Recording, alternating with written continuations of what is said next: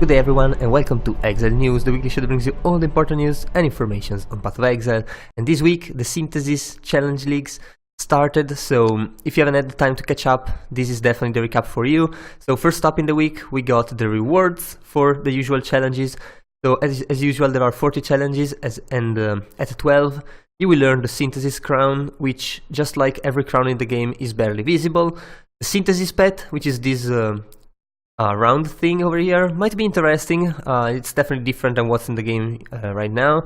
And the Synthesis Wing at the 36 challenges, which look pretty good, but honestly we are very far from paid microtransactions yet, so not really that interesting in my opinion. Previous leagues were much better, but we'll see how that goes. I haven't even looked at the challenges in the game yet, if they're hard or not.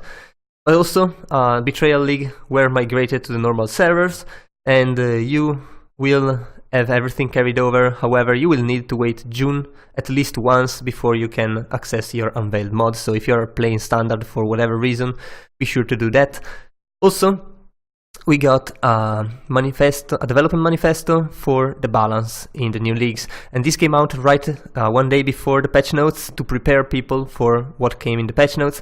And basically for spells, every spell has been kind of rebalanced. Most spells have had their mana lowered, and many spells have had their damage increased as well.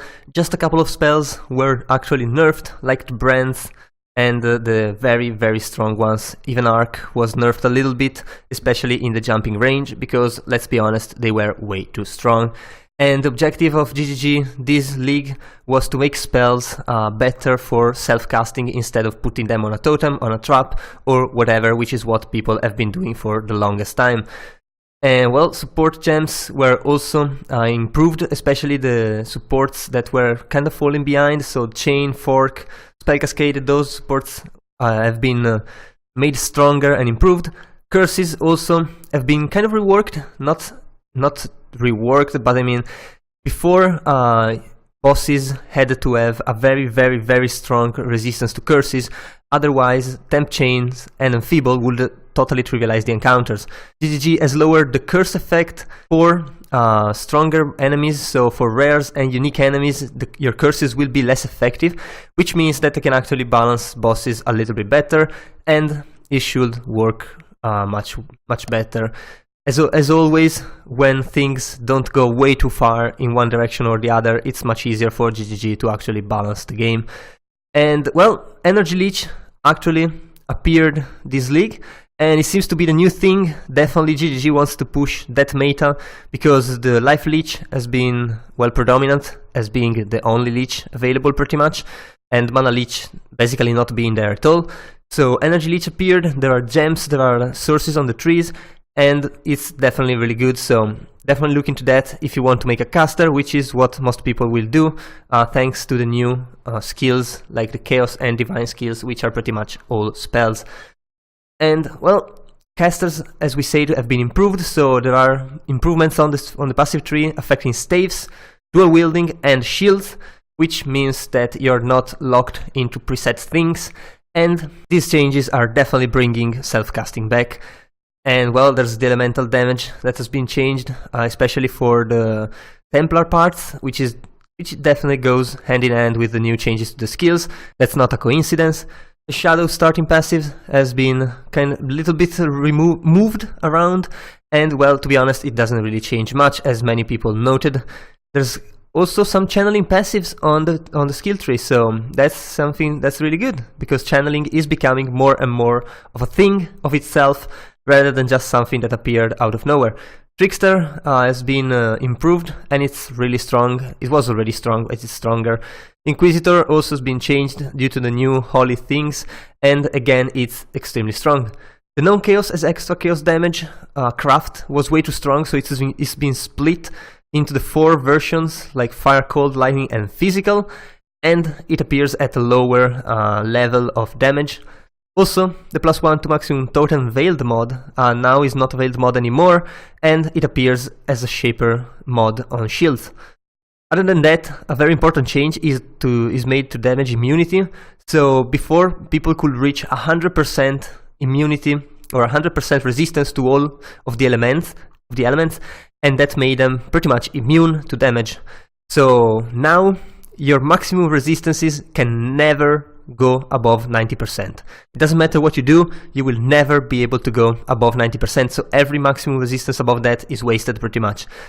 And well, this is a very big change, because Pathfinder used to get to really like 100% if you invested into that, and now you can never go above 90%, which also might make things like lore weave a little bit more acceptable, even though pretty much any build can use it and make good use of it. So that's probably still very strong. And this was the preparation for the patch notes.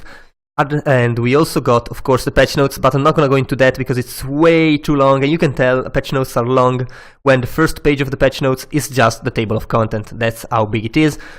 And of course, if you are using an item filter, or especially if you are making your own item filter, GGG released all of the new informations for the fractured item, which is true or false, and all of the new items, and all of the new maps, or rather not really new maps, but rework of the map tiers, which seems to be happening a lot lately, but still, it's nice to see some changes, even though I can't really understand anymore which tier is which map, because if you don't play enough, you'll never really get to high tier maps, and then the maps get shuffled and all that kind of stuff, so I don't know how about that. But still, we also got all of the gems that were changed, and you can see them are all level 20 and 20% quality. So, well, if you're planning on using a gem, or a new specialty gem, and you want to crunch some numbers, maybe put it into POB or something like that, you can definitely check it out over here. Other than that, I probably suggest you to just play the game and have fun instead of going this deep into the league. Also because if you haven't done that yet, you probably just want to start playing. But still, the launch of course happened on Friday in the evening, well, that's for Europe at least. The update is around 3.5 gigabytes, so if you haven't downloaded yet, start now, especially if your connection is pretty slow. If you don't have the client installed, it's 8.5 gigabytes, so that's quite a lot. And well, there's also the Xbox One, which is going to launch tomorrow, and that's pretty good. The only problem is that you will have to full download all of the game, and that's because GG changed some files.